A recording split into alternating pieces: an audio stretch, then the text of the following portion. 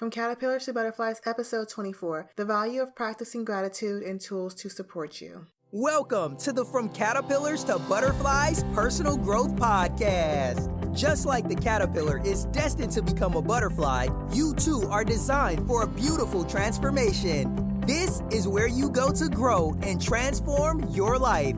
And now, here's your host, Certified Life Coach, Charlene Dior.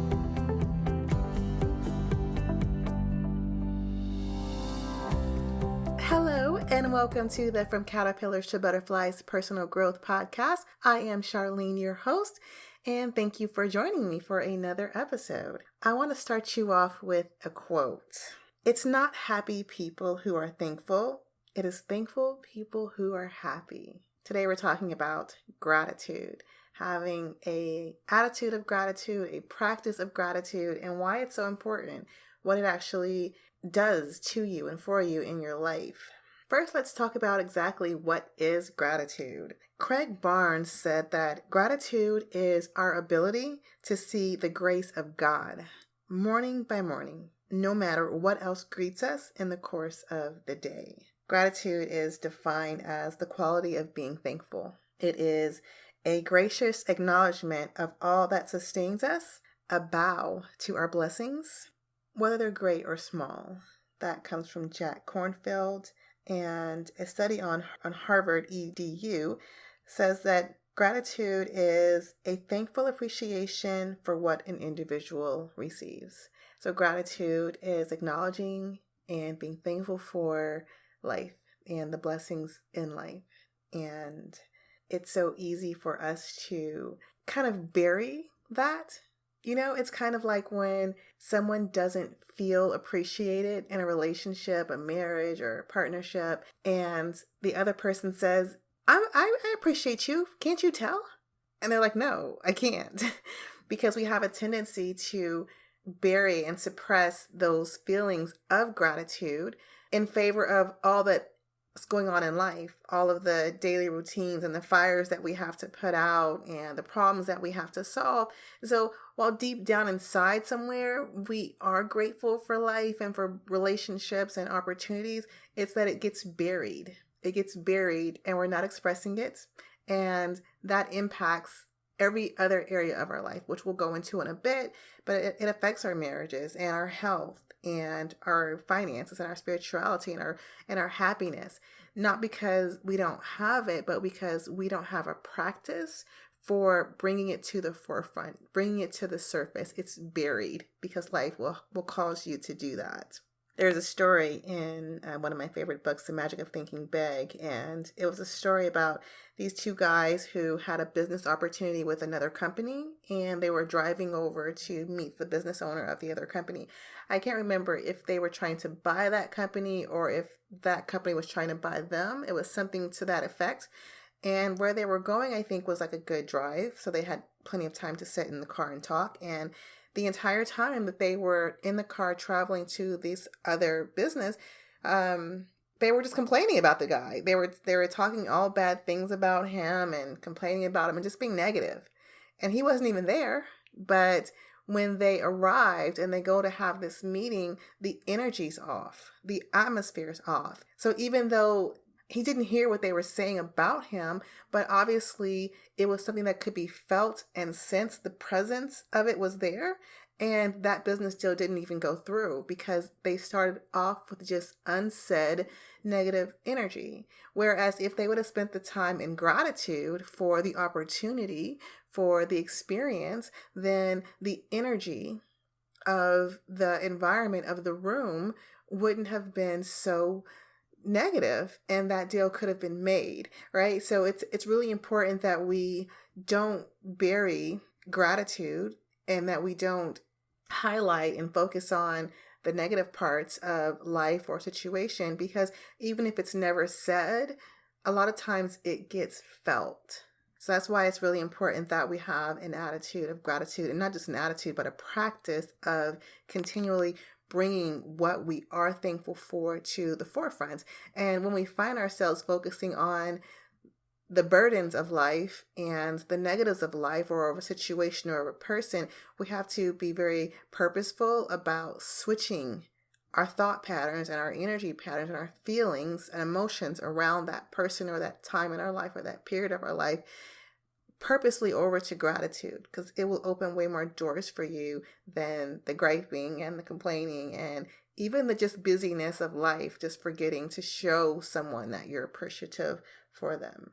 And before we get into some of the research around gratitude, I also just want to say that, in life and in relationships, there's this natural ebb and flow of being really overwhelmed with joy and gratitude and good feelings.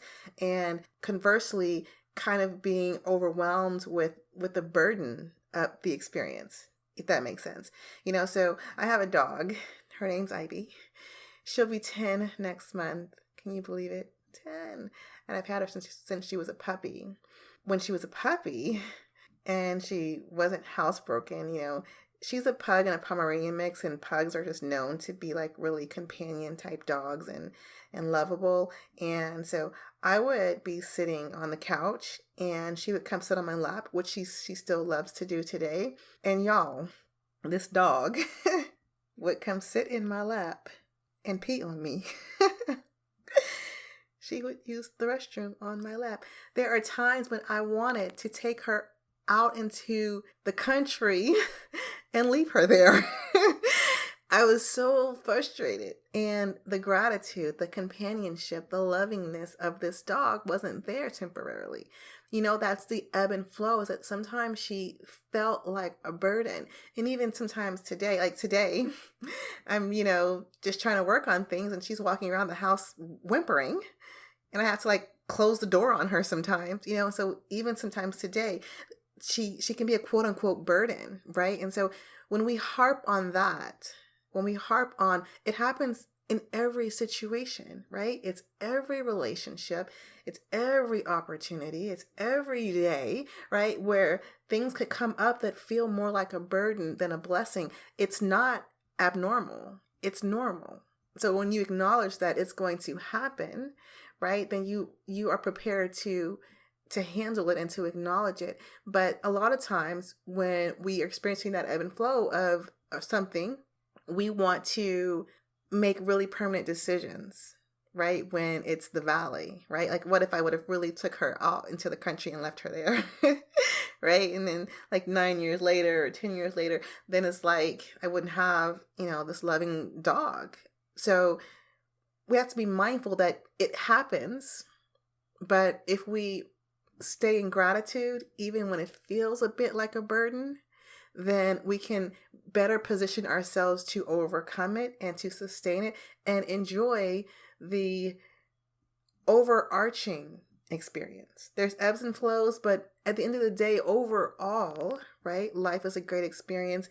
Being a dog mom is a great experience. Being a wife, I'm not a wife, but I assume, can be a great experience for people. So if we look at it overwhelmingly and remember to stay in gratitude, even during the valleys, then I think that it just makes us better people and the experiences that we're going through more positive and more effective. And we don't make major decisions on temporary feelings or moments. All right, so that is what gratitude is, a little bit of how to be mindful of it. Now I want to talk about why this matters. So a lot of times in my podcasts and in my book, I kind of adopt this what, so what, now what type of structure. So I said what it is, right? Now I want to tell you so what, why it matters. So there's a research study done by Dr. Robert A. Emmons of University of California and Dr. Michael E. McCullough of University of Miami. And so these two really are kind of some pioneers in gratitude research. They have a lot of studies. So one study in particular, they had 3 groups of people. So the first group was given an assignment to write about all the things that they're grateful for that week. The second group was given the assignment to write about all the things that were an irritant to them that week, the burdens of the week, right? And then the third group was given the task of writing about an event that affected them that week, good or bad, right? And this was a 10-week exercise.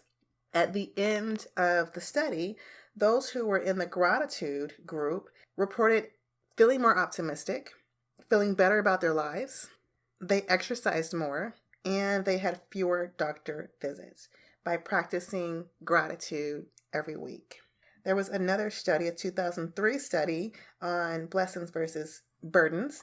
Those who focused on their blessings or what they were grateful for, they were 16% less likely to have physical symptoms in their body.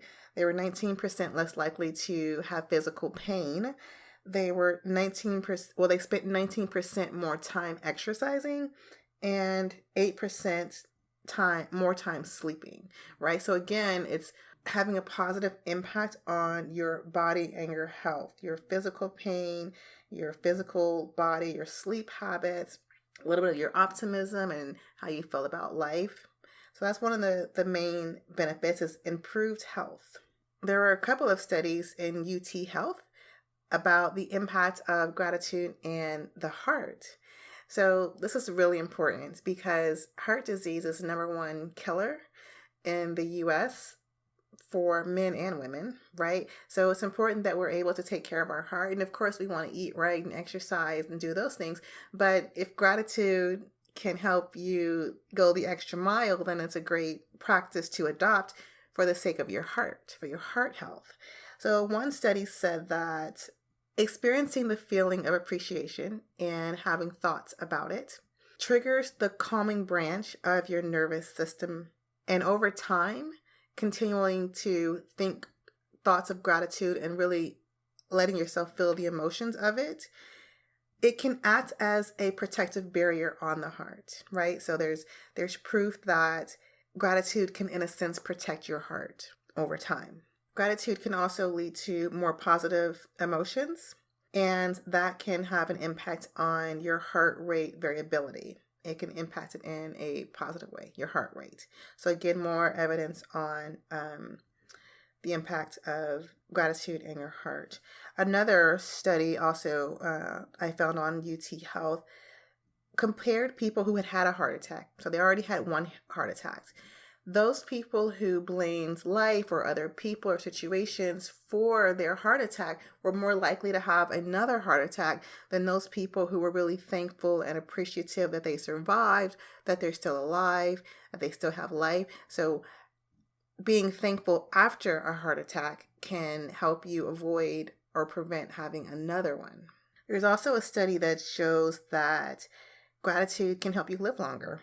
So hopelessness and despair can have an impact on your health. It can have an impact on your heart, your stress levels, and those things can lead to death, right, over time. And so gratitude can lead to optimism, which can reduce the risk of having a heart attack and having other ailments in your body. So you can live longer by practicing gratitude. So there was another study on Mayo Clinic that looked at optimism. They scored people on a scale of optimism over the course of 30 years. So people who scored high on the optimism scale were 50% less likely to die prematurely than those who scored lower on the optimism score. So they scored them at one time, and then 30 years into the future, they went back and looked at their lives. And those who scored high on optimism had a 50% less risk of dying prematurely. So gratitude can help you have a longer life. And there are a ton of other studies I could go into. One other one on marriage. So there's something called a nagging ratio, or I think more officially called the Lusada ratio. And so they measure positive versus negative experiences and expressions. For every negative expression, you need 5 positive ones to combat it. When that ratio isn't really there, then you're more likely to get divorced, right? So if you are having less than 5 positive expressions to every 1 negative expression, research shows that you are more likely to get a divorce than if you have 5 or more positive expressions for every negative expression. So again, like if you're focusing on what you don't like about your partner or your relationship, you're nagging and you're complaining a lot, like the 2 guys driving in the car to talk to the business partner, you are setting yourself up to not be successful in that relationship. If you are doing the opposite of that, if you're expressing gratitude, you're focusing on what you're thankful for, you're focused on the good things, then you're setting your relationship up to be more successful. There's also been studies that show the impact of gratitude on your career. People tend to be better leaders, better managers. They get more opportunities, more promotions. On your spirituality, there was one article that said deep gratitude, like the deepest levels of gratitude, comes from the soul. There's also been research on gratitude and energy levels. On social life, you're more likely to get along with other people. You're more likely to have a more friendlier, approachable personality, more flexible. You have a better attitude. You are more productive. You can make better decisions. You have less stress levels.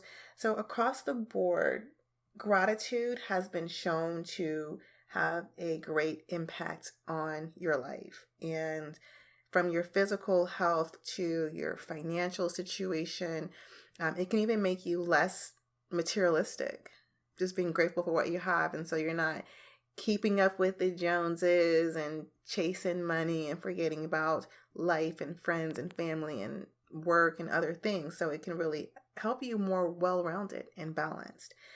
It's really just, it can impact every area of your life if you let it. And I would encourage you to do more research. I try to keep my podcast to a certain length. So if you want to dig in deeper and find more studies and more articles, definitely recommend that you do that. And so now I want to talk about the now what. Okay, so we did the what, the so what, so now what? If you haven't guessed by now, or you haven't been convinced by now, you probably need to have a gratitude practice, right? That's the now what. And that can be weekly. There have been studies that have shown the effectiveness of weekly gratitude practice. Like the first study I mentioned, they were tasked with writing what they were grateful for the week at the end of that week. So it can be weekly or it could be daily. I actually bought a gratitude journal at a Jack Canfield event, and it's literally just the date and then I don't even know if it's numbered, but it's the date and 5 lines. So you just at the end, for me, at the end of the day, you write down what you were grateful for that day. So that's one technique, is having a gratitude journal. You can just use a regular old notebook, or you can buy a gratitude journal if that is what you would prefer to do. And it doesn't have to be anything miraculous. Sometimes I'm just thankful for my bed. And I'm thankful for my dog, of course, or that I had a meal that day, for my family, my mom, my sister, my dad. It's really small things. I don't have humongous things that I'm grateful for every day. I have small things. Sometimes I'm thankful for gospel music, for church, for friends. If I caught up with an old friend that day, I might say that was something that I was grateful for. So you can really choose just really small things, and that's the beauty of it, is that there's things to be grateful for every single day. And a lot of times we're waiting for something miraculous to happen into our lives before we get thankful, before we think that life is going right for us. But it's really the day-to-day things. Sometimes we neglect to appreciate the ordinariness of life. We're thinking that life is supposed to be spectacular every day with fireworks every night. And it's the ordinary experiences of life that we can be most grateful for, most thankful for. So that's one technique, is a journal. I also have a blessings jar. So I have another blog, hopefaithandprayer.com, with my mom and sister. And so we talk about blessing jars. So what this is just a jar that you put your blessings in. If something happened to you that day that you think is really good, then you put it in the blessings jar. So it could be that you made a sale today, or you got a bonus at work today. It could be that you spent time with your family that day, right? So if your family's all over the place in the city or in the country and you guys came together that day, you might say that was a blessing for you. So just whatever things come up in your life that were blessings, you put them in the blessings jar. It's similar to the gratitude journal, but it isn't really every night or every morning. It's more like when something extra just feels extra good to you, you put it in the blessings jar. And so we do ours for the year. And then on New Year's Day, we sit together and we go through our blessings together. So it's really kind of become a family tradition. That's how we spend New Year's Day now. We spend New Year's Day reviewing the blessings from the previous year. And it's so crazy how many people have mentioned those blessings jar or who've said that they want to have a blessings jar. I was talking to my aunt yesterday, and she's mentioned that she now has a blessing jar because we sometimes forget. We forget that we're being blessed. We forget that God's moving in our lives because we're waiting for the spectacular. And really, God's blessing us every day, every moment of every day.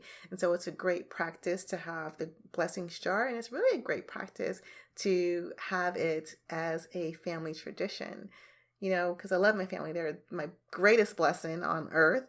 And so that really takes it to another notch that we're sharing this with each other and we're keeping each other accountable too.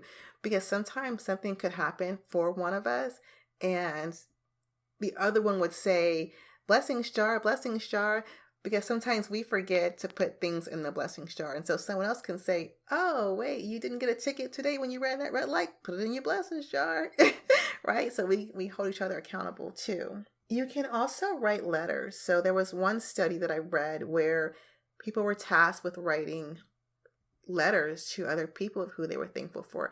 And they didn't even have to mail the letters in order to get the benefit of writing the letters. So it's kind of like journaling, but it's writing letters, and you can choose or not to choose to actually mail the letters off. And this could be really great when you're feeling particularly burdened with someone or something. You could write a letter expressing gratitude to it. So if your husband or your wife is just really working your nerves today, right, then you could, to combat that, decide to write a gratitude letter to them, to remind yourself and to remind them that you are still thankful for them, even in the moments when it feels like a burden, right? Because if you, like I said earlier, if you are focused on feeling like a burden, you're focused on the negative aspects, what is irking you about them right now, that's the energy that you're going to give to them. And there's a good chance that that's the same energy that they're going to turn around and give back to you. And now you guys are in this cycle of bad energy, going to bad energy, going back to bad energy. And so you can break that cycle by forcing yourself to remember that you are still thankful for this other human being, or for this career, or for this house, or for whatever, right? Because look, you can get burdened with having to clean the house. I hate cleaning my house. That's why I don't do it. Right? And so you can get burdened by a lot of things that are still blessings to you. They're still blessings. So writing letters can remind you that this is still a blessing. This is still something that I'm thankful for having in my life, and I want it to stay. You can give. You can give to other people your time. You can make a financial contribution.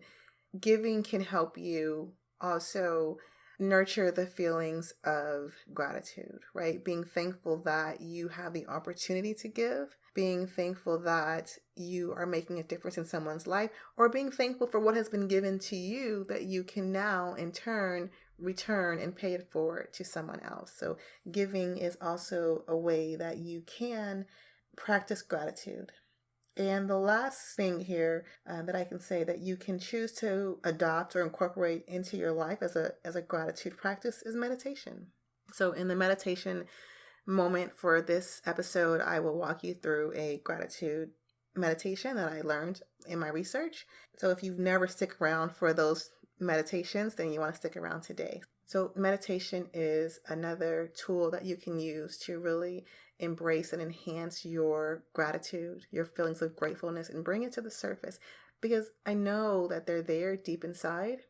And a lot of times we don't really know that they're there until we lose the thing. But I don't want you to lose what you want. So I want you to have a practice that keeps what you're thankful for at the forefront of your life so that you're more likely to keep it. So that is what gratitude is, why it matters, and what you can do about it. Let me know which one of these strategies or tools that you plan on adopting into your own gratitude practice, or if you already have one, let me know what you're doing. You can send me a note at charlene@fromcaterpillars to butterflies.com. I look forward to hearing from you, and stay tuned for our gratitude moment of meditation. And now, a moment of meditation. If you're not driving, cooking, or doing anything that requires your full attention, take a deep breath and close your eyes as Charlene leads you into an inspiring meditation. Take another deep breath in and exhale, allowing your body to relax. Take another inhale and exhale, letting your body relax even more. Bring to mind something or someone that you are extremely grateful for. Allow yourself to feel the feeling of gratitude towards this person or thing. Feel even more gratitude. Increase the level of gratitude that you feel inside yourself for this person or thing. With that gratitude, remember your past, all the blessings from the day you were born until this moment, all the people who have supported you and loved you. With gratitude, remember all the experiences that you've had, all the meals that you've eaten. With gratitude, remember the breeze of a windy day. Remember the warmth of the sun on a sunny day. With gratitude, remember all the animals and the song of the birds and the trees and the flower that you've been privy to witnessing. Allow yourself to feel even more gratitude to life, to God, to your blessings.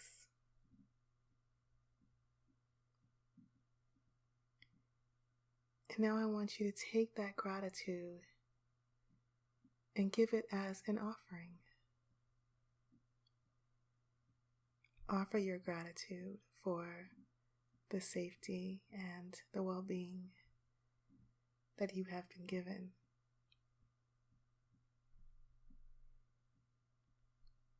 Offer your gratitude to the laughter that you've had, to your family and your friends and all the people that you love. Offer your gratitude to all the unexpected blessings, those things that you had no idea you wanted. Offer your gratitude to the lessons you've learned, the places you've been. Offer the gratitude for the times that you've been able to support someone else. Offer your gratitude to the times you were able to be there for someone else. Offer your gratitude to the time that you were able to spend with someone, even if you can't spend time with them anymore.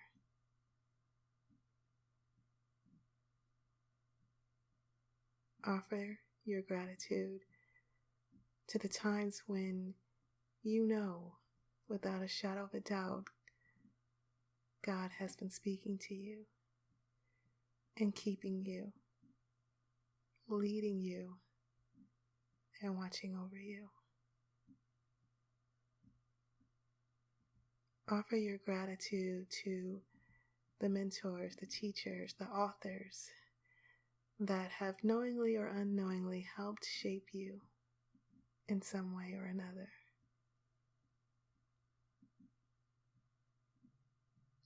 Offer your gratitude to your future, to the vision that has been entrusted upon you, for the difference you are still here to make. Offer your gratitude to life itself.